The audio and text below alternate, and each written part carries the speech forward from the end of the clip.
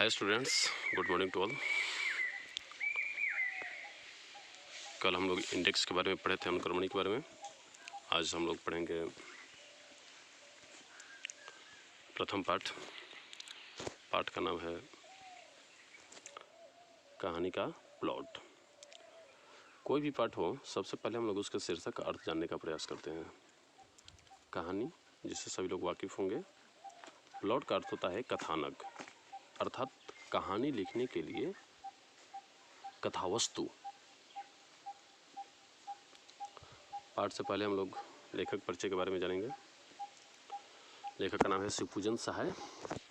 शिवपूजन सहाय जी का जन्म 1893 ईस्वी में उनवास, जो बक्सर जिला में है, बक्सर जिला आपके भोजपुर से पश्चिम में है, बिहार में हुआ था। उनके बचपन का नाम भोलानाथ था। 10वीं की परीक्षा पास करने के बाद उन्होंने बनारस की अदालत में नकलनवीस की नौकरी की। बाद में वे हिंदी के अध्यापक भी बन गए। नकलनवीस क्या है? तो जो सरकारी कागजात होते हैं, उनका अगर आपको नकल निकालना हो, आज के डेट में उसको फ़ोटोकॉपी कहा जा सकता है। हालांकि वो फ़ोटोकॉपी नहीं होता था, बल्कि हाथ से हूबहू उसको लिखा जाता था, अधिकारी से अनुमति लेकर। जैसे आज भी दस्तावेज, जैसे ज़मीन का खतियान या फिर दस्तावेज भी निकाला जाता है। कि बाद में भी हिंदी के अध्यापक बन गए। असहयोग आंदोलन के प्रभाव से, आप लोग देखिएगा असहयोग आंदोलन कब हुआ था और उसमें किसका नेतृत्व था। उन्होंने सरकारी नौकरी से क्या किया? रिजाइन, अर्थात त्यागपत्र दे दिया। शिवपूजन सहाय अपने समय के लेखकों में बहुत लोकप्रिय और सम्मानित व्यक्ति थे। उन्होंने जागरण, हिमालय, माधुरी, बालक आदि कई प्रतिष्ठित पत्रिकाओं का संपादन किया। ध्यान दीजिएगा, इसके ये रचनाकार नहीं है, ये संपादन करता है। इसके साथ ही वे हिंदी की प्रतिष्ठित पत्रिका मतवाला के संपादक मंडल में भी थे। सन 1963 में इनका देहांत हो गया। बिहार राष्ट्र भाषा परिषद तो उन्हीं की कल्पना का साकार रूप है।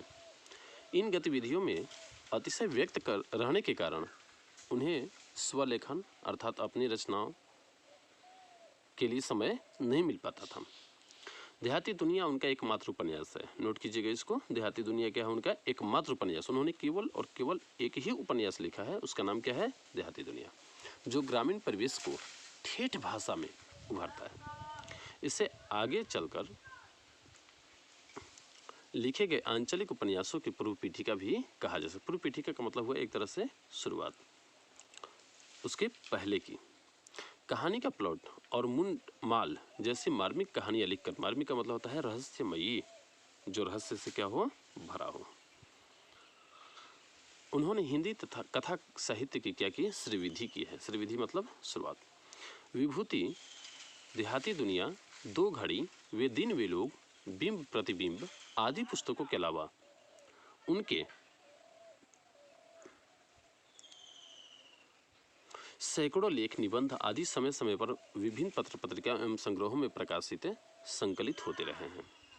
उनकी रचनाओं का संकलन शिवपूजन रचनावली नाम से, शिवपूजन रचनावली नाम से 4 खंडों में बिहार राष्ट्र भाषा परिषद पटना द्वारा क्या है? प्रकाशित है। ये भी बहुत महत्वपूर्ण है। शिवपूजन सहाय के संकलन किस नाम से प्रकाशित हुआ? शिवपूजन रचनावली। शिवपूजन रचनावली कितने खंडों में? 4 खंडों में।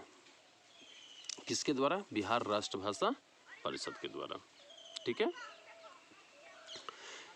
चलते हम लोग थोड़ा सा पाठ परिचय के बारे में। पाठ में क्या है? इस कहानी में कहानीकार ने, अर्थात शिवपूजन सहाय जी ने, समाज में नारी का स्थान निर्धारित करने के क्रम में तिलक दहेज की निर्मम प्रथा, जैसा कि तुम लोगों को भी पता होगा, तिलक दान दहेज हमारे समाज में क्या कहर बरपा रहा है।